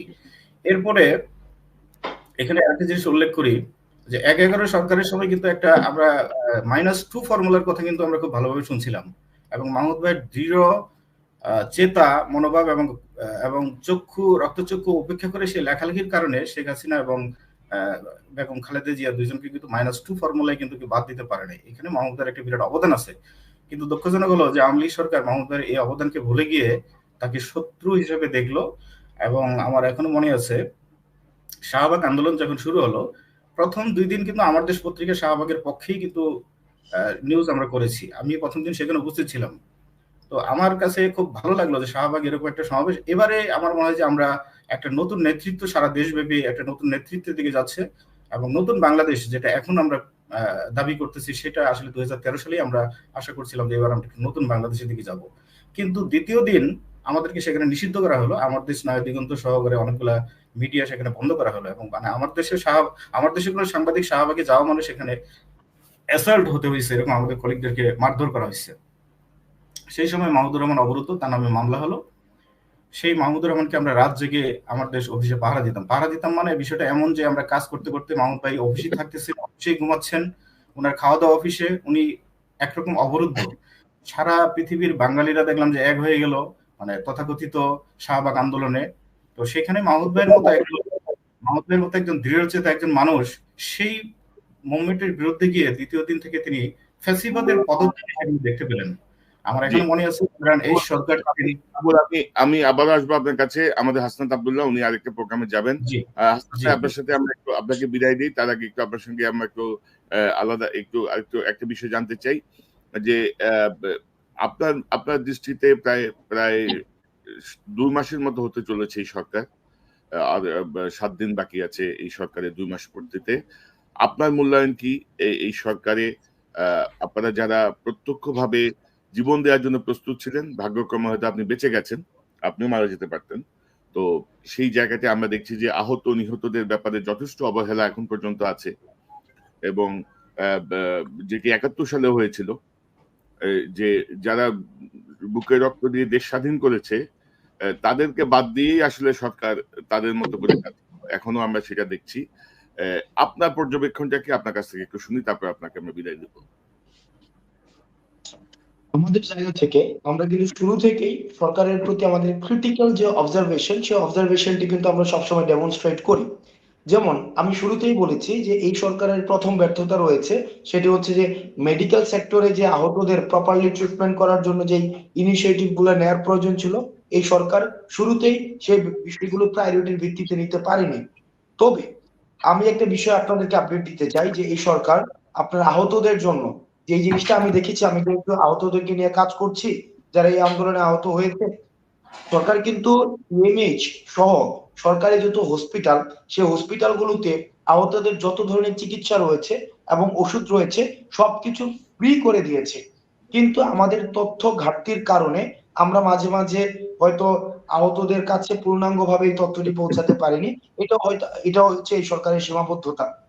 আমরা আমাদের জায়গা থেকে বারবার এই সরকার যেটি করতে পারতো যে একটি সেল করে দিয়ে একটি প্রপার একটি, ওই যে ভাই একটি বললেন যে এই সরকার মনে হয় খুব বেশি ব্যস্ত রয়েছে। আজকেও প্রথম আলোতে নিউজ এসেছে যে পদায়ন, বদলি, প্রমোশন এই বিষয়গুলো নিয়ে মনে হয় খুব বেশি ব্যস্ত হয়ে গিয়েছে, রাদার দেন যারা শহীদ হয়েছে এবং যারা আহত হয়েছে, যারা হচ্ছে মূলত এই গভর্নমেন্টের প্রথম ফোকাসে আসার দরকার ছিল, তাদের আমরা প্রপারলি তাদেরকে আমরা মনে হয় অনার দিতে পারিনি। এটা আমি মনে করি যে এই সরকারের একটা সীমাবদ্ধতা। দ্বিতীয়ত যে জায়গাটি রয়েছে ল এবং হচ্ছে আমাদের যে ডিসঅর্ডার ক্রিয়েট হয়েছে, ললেসনেস এবং ডিসঅর্ডার, এটাকে রিস্টোর করার ক্ষেত্রে সরকারের আরো বেশি আমার কাছে মনে হয়েছে যে একটু স্ট্রিক্ট ভূমিকা নিতে পারতো। আমার কাছে মনে হয়েছে গভর্নমেন্ট অনেক বেশি লিবারেল ভূমিকা নিয়েছে, অনেক বেশি দেখা গিয়েছে যে বিপ্লবী যে একটা সরকার, এই ব্যাপারটা মনে হয় গভর্নমেন্ট কোনো কারণে আমার মনে হয় যে ওই পরিমাণ ধারণ করছে না, যেই পরিমাণ আমরা সাধারণ ছাত্র নাগরিকরা যেভাবে রাস্তায় নেমে এসেছিল, যেভাবে ধারণ করে। অর্থাৎ যত একটা স্ট্রিক্ট সবকিছুকে যদি আমি আবার লেজুর বৃত্তি, দলীয় অথবা হচ্ছে আমরা র্যাগটেপিজমের মধ্যে নিয়ে আসি, তাহলে এই বিপ্লবী ব্যাপারটা কিন্তু থাকে না। এই গভর্নমেন্ট আরো বেশি ওয়ান স্পট সলিউশনের দিকে যেতে পারতো। তৃতীয় আমার কাছে যেটি মনে হয়েছে যে সরকার বিভিন্ন যে পদায়ন, বদলি এই বিষয়গুলোতে আরো বেশি পর্যবেক্ষণমূলক হতে পারতো। কারণ যে অভিযোগগুলো আসছে, দেখেন একটা সিম্পল একটা বিষয়, যদি হাসনাত এবং সার্জিস, আমি ধরেই নিচ্ছি যে আমরা 57টা ডিসি আমরা পদায়ন করতে পারি, তাহলে এই জায়গায় জনপ্রশাসন সচিবের কাজটা কি, এই জায়গায় মন্ত্রী পরিষদ সচিবের কাজ কি? তো তার মানে আমরাই যদি দিয়ে দিতে পারছি, আবার যদি তৃতীয় কোন একটা পক্ষ সরকারের বাইরে থেকে একটা সরকারকে এত বড় প্রভাবিত করতে পারে যে 57টা ডিসি ওরা দিয়ে দিতে পারে, তার মানে এই সরকারের ভূমিকায় কিন্তু প্রশ্নবিদ্ধ হয়। এখন যেহেতু এই প্রশ্নগুলো এসেছে, সরকারের উচিত এই জিনিসগুলোর হচ্ছে প্রপার অ্যাডমিনিস্ট্রেটিভ ইনভেস্টিগেশন করা এবং সেগুলো মানুষের সামনে প্রকাশ করা। যেহেতু আমরা কোনোভাবেই আমরা এটা চাই না গত 16 বছর ধরে যারা ফেসিবাদের সুবিধা নিয়েছে, কাছাকাছি ছিল, চুপ করেছিল, ওই মানুষগুলাকে আবার যদি পুনর্বাসন করা হয়, মূলত আবার হচ্ছে ফেসিবাদকেই কিন্তু পুনর্বাসন করা হবে। আমরা চাই পরবর্তী যে বাংলাদেশটা গঠন করা হবে, সেই বাংলাদেশে নেতৃত্ব থাকবে, অংশগ্রহণে থাকবে সেই মানুষগুলো যারা গত 16 বছর ধরে এই ফেসিবাদের বিরুদ্ধে কথা বলে যাচ্ছে। এখন দেখেন সায়ন্ত ভাই একটা কথা বলেছেন যে এই আন্দোলনটাকে কি আবার এটাকে মনোপলি করা হচ্ছে কিনা, বা একটা গোষ্ঠী এটাকে পকেট জাত করছে কিনা। আমি এই জায়গায় আন্দোলনের একজন সামনে থাকা হিসেবে আমি নিশ্চিত করতে চাই, এটা কোন ধরনের একটা গোষ্ঠীর আন্দোলন ছিল না, 5 জন মানুষের আন্দোলন ছিল না, কোন 2-4 জন যে পিছন থেকে কলকাঠি নেড়েছে, ব্যাপারটা এমন না। আমাদের জায়গায় একটা বিষয় নিশ্চিত করতে হবে, এটা 36 দিনের আন্দোলন না। আমি যদি বলি এটা কি 36 দিনের আন্দোলন কিনা, এটা 36 দিনের আন্দোলন না। এই আন্দোলনটা শুরু হয়েছে, আমি যদি ধরি একদম বিডিআর বিদ্রোহ থেকে শুরু করে যতগুলো আমাদের যে ঘটনাগুলো হয়েছে, ফোর্সফুল ডিসঅ্যাপিয়ারেন্স হয়েছে, আমাদের গুম হয়েছে, আয়নাঘরে হয়েছে, এই প্রত্যেকটা এই ছোট ছোট এই যে ইভেন্ট গুলো ছিল, এই ইভেন্ট গুলো কিন্তু এই আন্দোলনের ধারাবাহিকতা। আমরা বিএনপি কে দেখেছি গত 16 বছর তারা রেজিস্ট্যান্স করেছে, তারা নির্বাচন অংশগ্রহণ করে নাই, নির্বাচন থেকে তারা দূরে নিজেকে সরিয়ে রেখেছে। আপনি দেখেন জামাত শিবিরকে কিভাবে ডিহিউম্যানাইজ করা হয়েছে, তারপর হচ্ছে বিভিন্ন রাজনৈতিক দলগুলোকে রাস্তায় নামতে দেওয়া হয়নি। আপনি এই প্রত্যেকটা জিনিস হচ্ছে এই আন্দোলনে কিন্তু আপনার কম্পোনেন্টস জুগিয়েছে। এখন আমরা পরবর্তী 36 দিন এই জায়গাগুলোকে, যেহেতু আমরা দেখেন আমরা মানুষ কিন্তু এই 2024 সালে যে নির্বাচনটি হয়েছে, এই নির্বাচনের পরে কিন্তু আমরা যেটাই বলি না কেন, রাজনৈতিক দলগুলো কিন্তু আশাহত হয়ে গিয়েছিল। আমি আমাদের ছাত্র দলের বন্ধু যারা রয়েছে, শিবিরের যারা রয়েছে, অন্যান্য আওয়ামী লীগের বাইরে যারা রাজনীতি করত, ওই বন্ধুদেরকে কিন্তু আমরা দেখেছি যে তারা কিন্তু আশাহত হয়ে গিয়েছে। কারণ এই আওয়ামী লীগ সরকার বিরাজনীতিকরণের যে প্রজেক্টটি হাতে নিয়েছিল, সেটি কিন্তু একরকম সফল হয়ে গিয়েছিল। তারা দেশ ছেড়ে চলে যাওয়ার পরিকল্পনা করছিল বা অন্যান্য জায়গায় চলে যাওয়ার পরিকল্পনা করছিল। তখন আমরা হয়তো সামনে থেকে আবার এই রাজনৈতিক যেই যারা ফেসিবাদ বিরোধী ছিল তাদেরকে হয়তো আবার আমরা একসাথে আবার একটা প্ল্যাটফর্মে নিয়ে আসতে পেরেছি। কিন্তু এটা মোটা দাগে এটা বলার কোনো সুযোগ নেই এটা শুধুমাত্র ছাত্রদের আন্দোলন, শুধুমাত্র জনতার আন্দোলন। এটা বাংলাদেশে গত 16 বছর ধরে যারা নির্যাতিত হয়েছে, নিপীড়িত হয়েছে, সরকারের সাথে আপোষ করে নাই, প্রত্যেকটা মানুষ সবার এটা আন্দোলন। এবং এটা কখনোই একটা পক্ষ, একটা রাজনৈতিক দল, 5 জন মানুষ বা 10 জন মানুষ আবার এটাকে পকেটজাত করার কোনো সুযোগ নেই। তো আমরা আমাদের জায়গা থেকে ভাই কাজ করে যাব। আপনারা যারা 16 বছর, আমার বয়সও হয় নাই, আপনারা যারা যখন কথা বলেন আমি তখন ক্লাস 3-4 এ পড়ি বা 5 এ পড়ি, অর্থাৎ এটা রাজনৈতিক মনস্ক হওয়ার বয়সও তখন আমাদের হয় নাই। তখন থেকেই কিন্তু আপনারা ফেসিবাদ বিরোধী আপনারা কথাবার্তা বলে যাচ্ছেন। এখন আপনারা আপনাদের জায়গা থেকে আমাদেরকে পরামর্শ দিবেন, আমাদেরকে গাইড করবেন, আমাদের ভুলগুলোকে আমরা ধরিয়ে দিবেন, যাতে করে আমরা যেহেতু এই জার্নিটা শুরু করেছি এই জার্নিটাকে যেন আমরা প্রপারলি সেটাকে আমরা শেষ করতে পারি। আমরা আবারও বলছি, আমরা আমাদের জায়গা থেকে রিসেপটিভ হব, আমরা আমাদের জায়গা থেকে রিয়েক্টিভ হব না। আমরা সমালোচনা, আমি সবসময় একটা কথা বলি, আমরা সমালোচনাকে গ্রহণ করার যে চর্চাটা, এই চর্চাটা থাকবে এবং দ্বিমত প্রকাশ করার স্বাধীনতা থাকবে। গতকালও খালেদ মহিউদ্দিন ভাই একটা স্ট্যাটাসে বলেছিল যে বিরোধী মতকে যে আমাদের প্রোটেক্ট করার মধ্য দিয়েই কিন্তু আমাদের বীরত্ব প্রকাশ পায়। আমরা যারা এই তরুণ প্রজন্ম রয়েছি, এই তরুণ প্রজন্ম আমরা বিরোধী মতকে প্রোটেক্ট করার যে চর্চাটা বা যে সংস্কৃতিটা, এই সংস্কৃতিটাই হচ্ছে আমরা চালু করতে চাই। এবং এই সংস্কৃতি চালু করার যারা হচ্ছে শুরুটা করেছিল তারা হচ্ছে মাহমুদুর রহমান সাহেবের মতো মানুষরা, রেহমান সুবহান সাহেবের মতো মানুষরা। সুতরাং আপনারা আপনাদের জায়গা থেকে আপনারা অভিভাবক সুলভে আমাদেরকে গাইড করবেন এবং এই গাইডেন্সটা আমরা সব সময় চাই। জি, হাসনাত আব্দুল্লাহ, আপনাদের প্রতি আমাদের সমর্থন অতীতও ছিল, এখনো আছে, ভবিষ্যতেও থাকবে ইনশাল্লাহ। তবে আপনারা যারা মূল দায়িত্বটা পালন করেছেন, আপনাদের প্রতি অনুরোধ, বিপ্লবের চেতনাকে ধারণ যারা করে না এই জাতীয় ব্যক্তিদেরকে দিয়ে যারা সরকারে বসে আছে তাদেরকে সরান, বিপ্লবের চেতনার লোকদেরকে সেখানে বসান, না হলে কিন্তু সব ব্যর্থ হয়ে যাবে। এবং এই সরকার কিন্তু মানে অনির্দিষ্ট সময়ের জন্য আসে নাই, তাদেরকে খুব দ্রুত একটা সংস্কারের মাধ্যমে গণতন্ত্রের পথে যেতেই হবে। তো সেই যাওয়ার ক্ষেত্রে আমার মনে হচ্ছে যে কোনো কোনো উপদেষ্টা খুব ধিমে তালে যাচ্ছেন, মানে রোমান্টিসিজমের মধ্যে এখনো আছেন। এদেরকে বের হয়ে আসতে হবে এটা থেকে। এবং আপনাদের যে প্রচেষ্টা সেটি যেন ব্যাহত না হয়, সমালোচনা থাকবে। এটা ভালো যে আপনারা প্রস্তুত সমালোচনা অ্যাকসেপ্ট করার জন্য, কিন্তু আপনাদের সব উপদেষ্টাও কিন্তু সেটার জন্য প্রস্তুত না। আমার মনে হয় এই জায়গাটা আপনারা একটু খেয়াল রাখবেন। চেতনার সঙ্গে যারা যাচ্ছে না, বিপ্লবের চেতনা, তাদেরকে নিশ্চয়ই এই সরকারে থাকার কোনো অধিকার তাদের নাই। হাসনাত আব্দুল্লাহ, আপনাকে ধন্যবাদ। আপনি বিদায় নিতে চাচ্ছিলেন, আপনাকে আমি বিদায় দিয়ে দিলাম। আপনারা যদি কিছু বলতে চান বলতে পারেন, না হলে আপনি আমাদের কাছ থেকে আর থাকবেন। ক্ষমা করবেন, আমি এখানে সবচেয়ে ছোট মানুষ এবং কম অভিজ্ঞতা সম্পন্ন। আমার মানে আমি আপনাদের এই যে কথা এবং হচ্ছে আপনাদের টক শো, লেখালেখি এগুলো খুব অনেক আগে থেকে পড়ে পড়ে হচ্ছে আমরা আমাদের মনস্তত্ত্ব ডেভেলপ হয়েছে। আমাদের মনস্তত্ত্ব ডেভেলপমেন্টের ক্ষেত্রে আপনাদের চিন্তা, আপনাদের কথা, আপনাদের বিশ্লেষণ সেগুলোর কন্ট্রিবিউশন কিন্তু আছে। তো সুতরাং আপনাদের জায়গা থেকে আপনারা আমাদেরকে গাইড করবেন। আর আমাকে একটু চলে যেতে হচ্ছে, আমাকে একটু ক্ষমা করবেন। আসসালামু আলাইকুম। ধন্যবাদ হাসনাত আব্দুল্লাহ। নিশ্চয়ই আপনার একটা ফ্রি টাইমে আমরা আরো বিস্তারিত আলোচনা করবো আপনার সাথে ভবিষ্যতে, নিকট ভবিষ্যতে। জি, আপনাকে ধন্যবাদ। ওয়ালাইকুম আসসালাম। শান্ত ভাই, আপনারও বোধহয় কোনো একটা মিটিং থেকে এসেছেন, আবার যেতে হবে। আপনার কাছ থেকে আমরা একটা মন্তব্য নিয়ে, মিনা ভাই সরি, মাসুম মাহবুব সরি, আপনার কাছে আপনাদের কাছে আসতে অনেক সময় নিয়ে নিচ্ছি। শান্ত ভাই, আপনার কাছ থেকে একটা মন্তব্য নিয়ে আপনাকে আমরা বিদায় দেবো।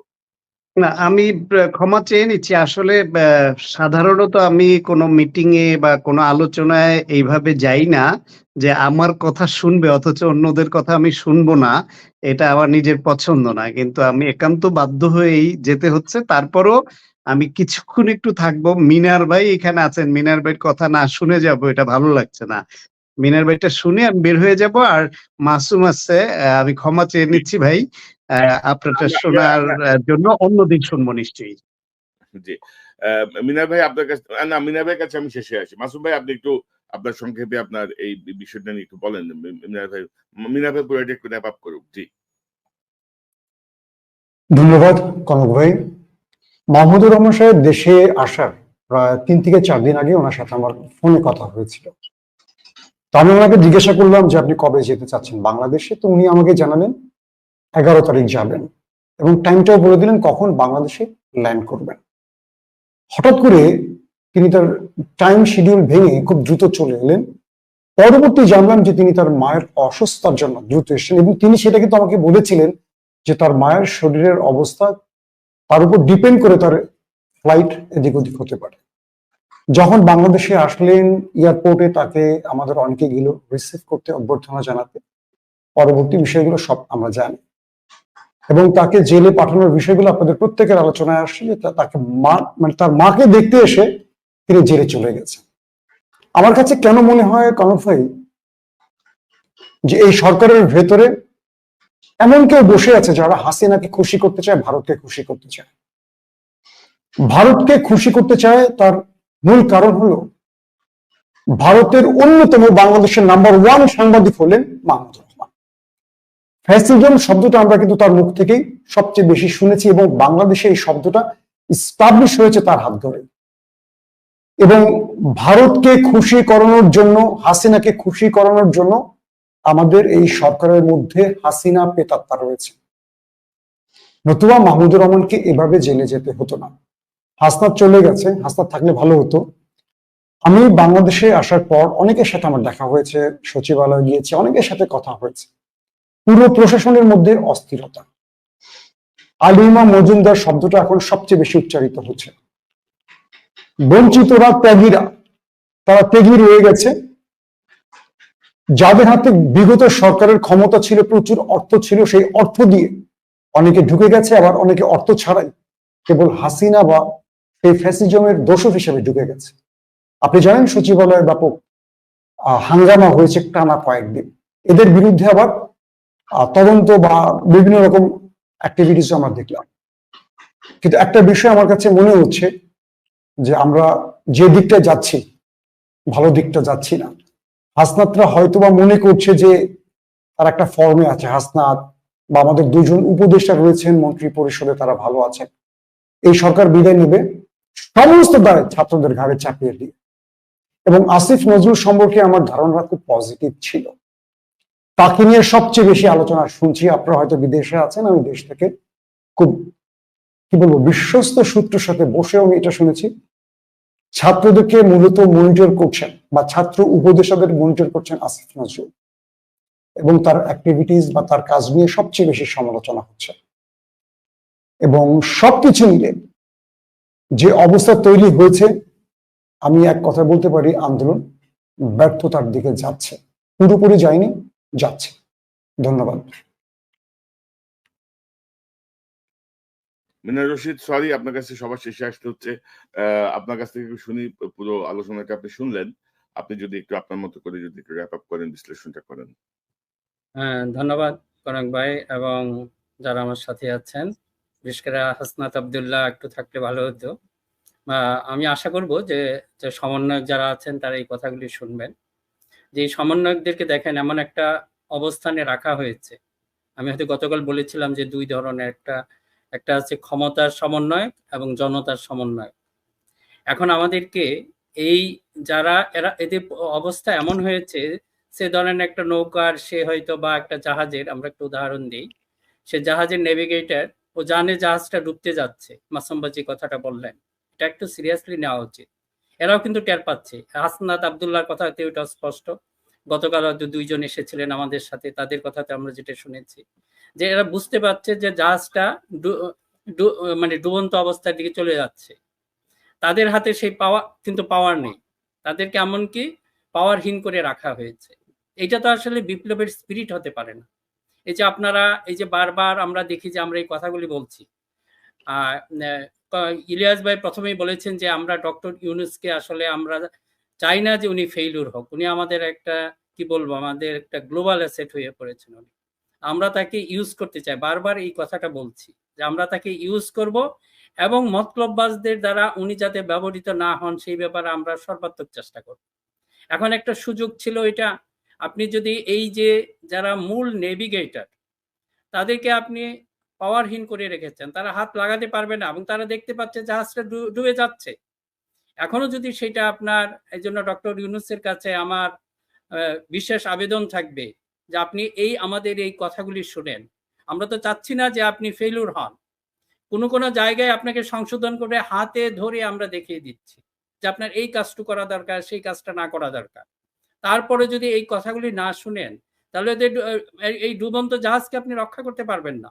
এই যে আমরা বারবার প্রথমে কিন্তু আমি বলেছিলাম, জানি না যেই যে আমাদের সমন্বয়গুলি ছিল, আপনারা করলেন কি, 2 জন সমন্বয়ককে চকলেট হাতে ধরিয়ে দিলেন। মানে তাদের হাতে ধরিয়ে দিয়ে এটা করেছে, কে ব্যবস্থা করেছে সবাই জানে, মাসুম ভাই যার নামটা বললেন, এখন এটা একটা গোপন না, এই সমস্ত কিছু নিয়ে ম্যানিপুলেট করেছে। এখন এইভাবে না করে দেখেন, এখানে কিন্তু বিরাট একটা বৈষম্য সৃষ্টি করেছে। তারা শুরু করেছে বৈষম্যহীন সমাজ ব্যবস্থা প্রতিষ্ঠার জন্য।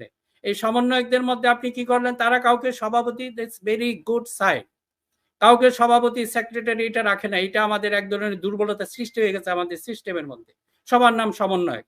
তা আপনারা কিসের জন্য একবারও চিন্তা করেন না সমস্ত সমন্বয়ককে এমন কোনো একটা কাজে লাগানো যেত, সে প্রত্যেকটা উপদেষ্টা আপনারা রাখতেন অভিজ্ঞ মানুষ, এরকম চকলেট না দিয়া। প্রত্যেকটা উপদেষ্টার পেছনে 5 জন করে আপনারই থাকতে পারতো, পলিটিক্যাল সেক্রেটারি ধরেন বা যে কোনো একটা এদের পদ দিয়া তাদেরকে আপনি এই সিস্টেমের ভিতরে নিয়ে যেতেন, তারা মনিটর করতে পারতো, তারা যে এই বিপ্লবকে তারা ধারণ করত। তাহলে আপনি সেই কাজটুকু করেন নাই। আর এই যে দেখেন যে আমরা প্রত্যেকটা, এই যে আমরা বারবার বলছি মাহমুদ ভাই, তারপরে আমাদের শফিক রহমান ভাইয়ের প্রতি যে অবিচারটা করা হয়েছে, এখন দেখেন এইটা ওনারা কিন্তু, শফিক ভাই এসেছেন অনেকদিন হয়ে গেছে, আপনারা কি বলতে পারবেন এই যে আমাদের যে বিশেষভাবে প্রথম আলো, ডেইলি স্টার, তাদের সংবাদ দেখে আপনার মনে হবে যে শফিক রহমান বা মাহমুদুর রহমান নামে কোনো ব্যক্তি এই দেশে আছেন? সেটা আপনি দেখবেন একটা নিউজ নাই। এখন হচ্ছে কি, সমস্ত কিছু সরকারের যদি দেখেন, প্রথম আলো বা ডেইলি স্টার যে দৃষ্টিতে দেখে, এই সরকারের দৃষ্টিভঙ্গি ওরকম।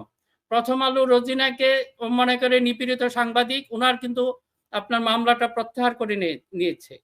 কিন্তু প্রথম আলোর দৃষ্টিতে যেরকম, কিংবা শফিক রহমান, আমাদের মাহমুদুর রহমান, ওনারা তাদের সদয় দৃষ্টি আকর্ষণ করতে পারেন নাই, কাজে সরকারের সেটা সেইভাবে দেখছে না। এটাই কিন্তু আমাদের কাছে স্পষ্ট হচ্ছে। কাজে কনক ভাই, আমরা যারা এখানে সাংবাদিক সবাই আছেন, আমরা শুধু এখন কথা বললে হবে না, আমাদের ফিল্ডে নামতে হবে।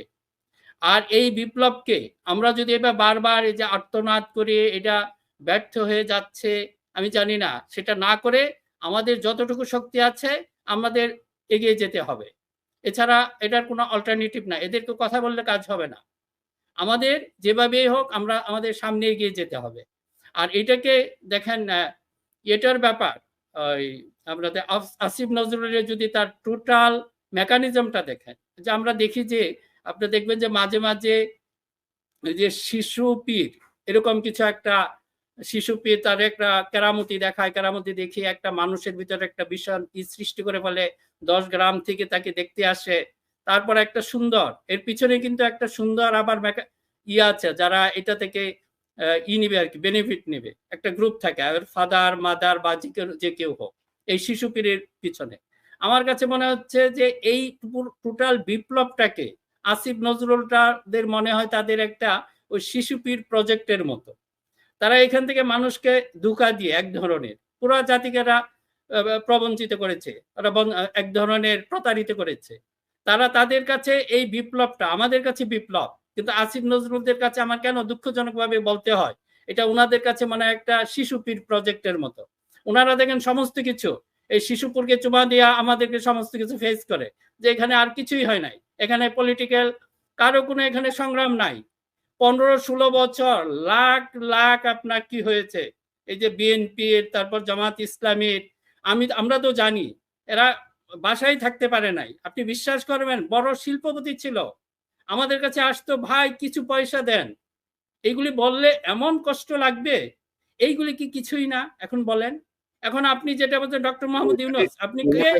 মিনা ভাই, আমার অবজারভেশন হচ্ছে যে ওরা ওই যে স্টুডেন্টদের মাথায় হাত বুলিয়ে তাদের বীরত্ব গাথা ধরে তারা এই করেছে, এইসব বলে তারা এক ধরনের তাদের ক্ষমতাকে প্রলম্বিত করা বা সংহত করার চেষ্টা করছে। কারণ তারা যে মূল উদ্দেশ্য থেকে সরে যাচ্ছে এটা তারাও বুঝতেছে না। এখন ওই জন্যে যে এটা হবে কনক ভাই, যে আমাদের যেটাই করতে হবে, হাসনাত আব্দুল্লাহ তাদের প্রতি আমার কাছে একটা বিশেষ আবেদন থাকবে, না আমরা আর আর্তনাদ করব না। আপনারা এত বড় একটা পরিবর্তন নিয়ে এসেছেন, এই সামান্য পরিবর্তন এটা কিছুই না।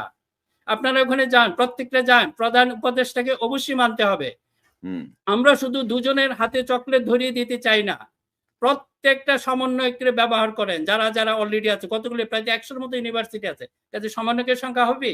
এই সমন্বয়গুলো মিলে আপনাকে 5 জন 10 জন করে প্রত্যেকটা মন্ত্রণালয়ে আপনি পলিটিক্যাল সেক্রেটারি হিসাবে নিয়োগ দেন, তাদের একটা অথরিটি দেন, তারা যেন কিছু, কারণ তারা জানে জাহাজ যদি ডুবে তাদেরও মরতে হবে, এই লোকগুলি জানে ডুবে মরতে হবে, কাজে তারা ভালো কাজ করতে বাধ্য। কাজে যেহেতু এখানে বিরোধী দল নাই, অন্য কিছু নাই, আপনারা যতদিনই থাকুন কিন্তু একটু ভালোভাবে থাকতে হবে। এটা তো ভয়ঙ্কর দিকে চলে যাচ্ছে। আগের যে প্রশাসনে ছিল এখনো সবকিছু, এই পুলিশেও যেটা শুনলাম আপনার ওখানে ভীষণ গোলমাল শুরু হয়ে গেছে তাদের ভিতরে। অনেকে আপনার চুক্তিভিত্তিক নিয়োগ দিচ্ছে আগের সরকারের সম্পূর্ণ বেনিফিশিয়ারি যারা। এখন এই কথাগুলো আমরা দেখেন কাউকে পার্সোনালি বলতে চাই না, আমরা এখানে বলতে চাই টোটাল সিস্টেমের প্রতি। এই যে মনে করেন যে আপনারা যে নিয়োগগুলি দিবেন, আমি বলবো না কাকে নিয়োগ দিবেন, আমরা প্রথম বলবো কি যে নিয়োগ দিলে ক্রাইটেরিয়া সেট করেন। সেই ক্রাইটেরিয়াটা কি হবে, তাকে অবশ্যই এই বিপ্লবের স্টেক হোল্ডার হতে হবে, এই স্পিরিট ধারণ করতে হবে। সেকেন্ড হলো তাকে যোগ্য হতে হবে। থার্ড হলো তার দক্ষতা থাকতে হবে, তার কমান্ডিং ভয়েস থাকতে হবে যে এটা কমান্ড করবে। তারপরে তার একটু সেই ধরনের যে জায়গায় সে যাবে ওর নলেজ থাকতে হবে, নলেজ বেসড হতে হবে। এই যে আমরা নলেজ বেসড সোসাইটির কথা বলি, দেখেন যে আমরা পলিটিক্যাল পার্টিগুলো আমরা সমালোচনা করি কারণ তাদের একটা সীমাবদ্ধতা আছে। ডক্টর ইউনূস আপনার তো এই সীমাবদ্ধতা ছিল না, you are free to choose the best one. এই যে মনে করেন সিঙ্গাপুরের মতো রাষ্ট্রে আপনি যদি দেখেন এই দেশগুলি কেন এগিয়ে যাচ্ছে, এখানে মন্ত্রণালয়ের সবচেয়ে স্মার্ট সবচেয়ে ট্যালেন্ট লোকটা হলো মিনিস্টার, আর আপনারা আমাদের দেশে বানান সবচেয়ে অঘা সবচেয়ে মানে কি বলবো কম নলেজ সম্পন্ন ব্যক্তি হয় মিনিস্টার, তাহলে সে কি কাজটা করবে? এখানে বাংলাদেশে মিনিস্টার বা দায়িত্বের ক্ষেত্রে সবচেয়ে বড় বিষয় হচ্ছে চুল পাকছে কিনা, বয়স কত হয়েছে, বুড়া হয়েছে কিনা। না না না এইগুলি তো আসলে আমাদের জন্য এটা কি বলবো যে আপনারা এই জন্য মনে করে যে যত বুড়া সে তত জ্ঞানী আর কি, এরকম একটা ধারণা আছে আর কি আমাদের। না না এখন এইটাই তো বদলাইতে হবে। কাজে এই আমি এখনো বলবো, অনুরোধ করব, আমি দেখেন আমরা যে বললাম কোনো ব্যক্তিকে না, আপনারা একটা ক্রাইটেরিয়া সেট করেন। আরেকটা হলো কনক ভাই, আমি যে একটু বলি যে আপনি যদি মনে করেন একটা ড্রাইভার রাখেন, আপনি কি দেখবেন ড্রাইভারের? প্রথম আপনি দেখবেন সে ড্রাইভিং করতে জানে কিনা, ফার্স্ট ক্রাইটেরিয়া। সেকেন্ড হলো তার যে সততা আছে কিনা, তারপরে তার বডি ফিটনেস, তারপরে তার অন্য কিছু, তারপরে সে কি রবীন্দ্রসঙ্গীত ললিত মানে সুললিত কণ্ঠে গায় না কোরআন শরীফ পড়ে, এটা হলো পরবর্তী। আমি কোনোটাকে আমি খারাপ দৃষ্টিতে দেখছি না। এই ক্রাইটেরিয়াগুলি যাতে আপনি প্রথমে নেন, যে না সে রবীন্দ্রসঙ্গীত জানে কিনা আমাকে দেখতে হবে, সে সুশীল কিনা, সে আবার ওই ধরনের কি জানি উচ্চ মার্গের কোনো চিন্তা ভাবনার মানুষ কিনা, চেতনা কোনটা, সেগুলিতে দেখলে হবে না, আপনাকে দেখতে হবে প্রথমেই। কাজেই এখনো অনুরোধ, আপনারা মূল জায়গায়, আমার কোনো ব্যক্তির জন্য আমাদের এই সুপারিশ না, এই জাতিটিকে রক্ষার জন্য এই জন্য কিছু ক্রাইটেরিয়া সেট করেন। সেইটা যদি আসে, মানুষ যদি সেটা দেখে আপনাকে বিশ্বাস করবে, আপনার উপর আস্থা বাড়বে। তা না হলে আপনি একটা গ্লোবাল আপনি ফিগার, সবাই সম্মান করবে, এই পূজা বেশি দিন থাকবে না, 2 দিন পরে কিন্তু এটা শেষ হয়ে যাবে। জি ভাই, আপনাকে ধন্যবাদ। আমরা আমি যেমন যে প্রথমে বলছিলাম যে মাহমুদ ভাই জামিনে বের হয়ে আসার আগ পর্যন্ত আমরা প্রতিদিন আধা ঘন্টা থেকে 1 ঘন্টা মাহমুদ ভাইয়ের বিষয়টি নিয়ে প্রতিবাদ অব্যাহত রাখবো। ইলিয়াস, আপনার কাছ থেকে শেষ মন্তব্য নিয়ে আমার অনুষ্ঠানটা শেষ করবো। প্রায় 1 ঘন্টা আমরা কথা বলছি।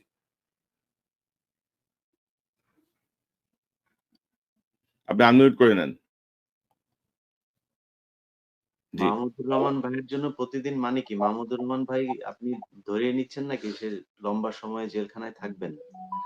মানে লম্বা সময় থাকবেন না, যে কয়দিনই থাকেন সেই কয়দিনই আমাদের প্রতিবাদ অব্যাহত থাকবে এবং ক্রমাগত আমাদের চাপ বাড়তে থাকবে ইনশাল্লাহ।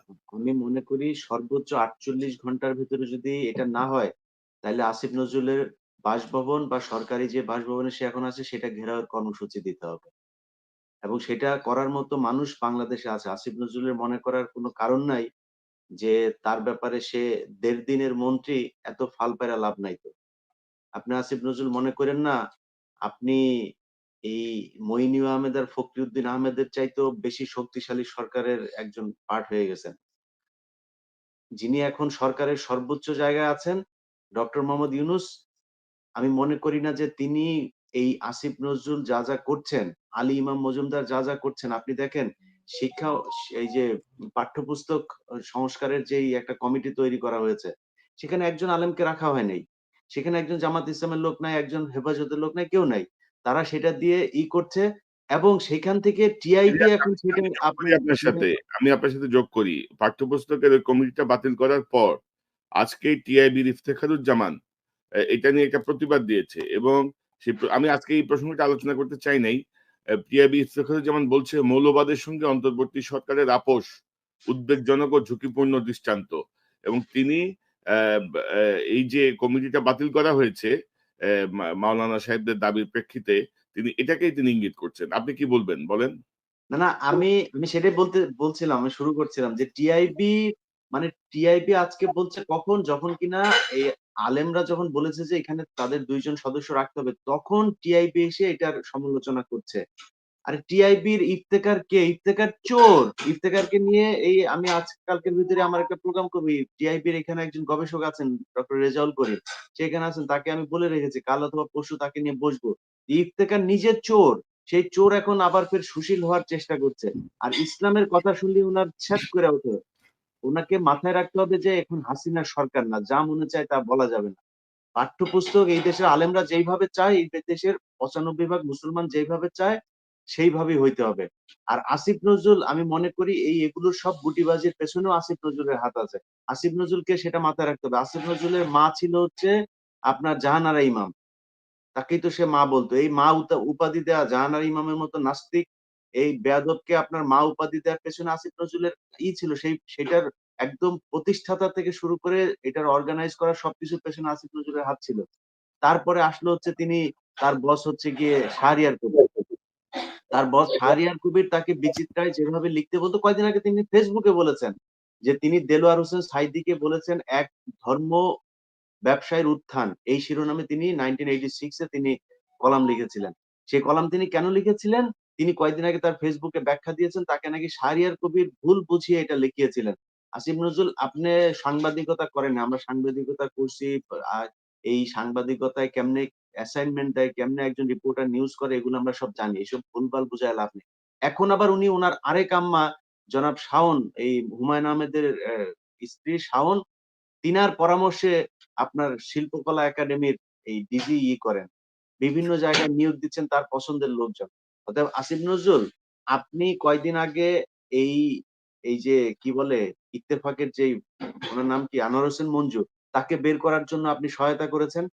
আমার কাছে যতটুকু তথ্য, আপনার বাসায় এখন পর্যন্ত এই সামন্তলাল সেন, যিনি স্বাস্থ্যমন্ত্রী ছিল, সে এখনো আপনার বাসায় পলায় আছে। এগুলোর এই যে প্রশ্ন আপনার বিরুদ্ধে, আপনি মনে করেন না এইসব প্রশ্ন আমরা ভুলে যাব? গোলাম ময়লা রনির মতো যখন ক্ষমতা থাকবে না, তখন এমন ভাবে ধরবো রাস্তায় মুখ দেখাইতে পারবেন। আপনার অনেক কিছু কিন্তু আছে। সো একটু সাবধান হয়ে তারপরে চলাফেরা করতে হবে।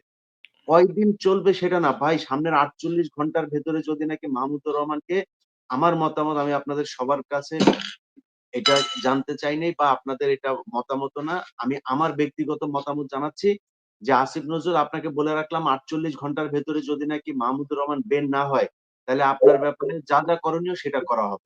জি। আমার পক্ষ থেকে সেটা বললাম। আর শেষ কথা বলি, বিএনপি বিএনপি আপনারা মনে হচ্ছে ভাব দেখা মাহমুদুর রহমানকে চেনেন না। এই আজকে সাকা চৌধুরীকে আপনারা চেনেন নাই, জামায়াতের নেতাদেরকে আপনারা চেনেন নাই, সেই কারণে শেখ হাসিনা এই 15 বছর আপনাদেরকে এইভাবে টর্চার করতে পেরেছে। আজকে মাহমুদুর রহমানকে চেনেন না তো? এই মাহমুদুর রহমানের সাথে যে আচরণ হয়েছে কালকে আপনার সাথে হবে। এটা আপনাকে মাথায় রাখতে হবে। সো একটু কেয়ারফুলি। আর ভাই আরেকটা জিনিস বলে রাখি, রোজিনার কথা এখানে আসছে। রোজিনা কে? রোজিনাকে কেন ছাড়া হয়েছে? আমরা বলছি যে এটা হচ্ছে ভারত বিরোধী বিপ্লবী সরকার-টরকার বলছি। রোজিনা কে ভাই? রোজিনাকে যেদিন ধরা হয়েছিল, সেদিন কেন ধরা হয়েছিল? সেই ঘটনাটার একদম মূল বিষয়টা আমি জানি। চায়না থেকে ভ্যাকসিন আনা হয়েছিল। সেই ভ্যাকসিন আনা হয়েছিল, সেই কত টাকার রেটে ভ্যাকসিন আনা হয়েছিল সেই কাগজগুলো স্বাস্থ্য মন্ত্রণালয় দেখাচ্ছিল না। কিন্তু ভারত চাচ্ছিল সেটা প্রকাশ করতে, যে শেখ হাসিনা চায়না থেকে কত টাকার ইয়েতে এনেছে এবং একটা চুক্তি যে হচ্ছে, এই ইয়েটা প্রকাশ করতে।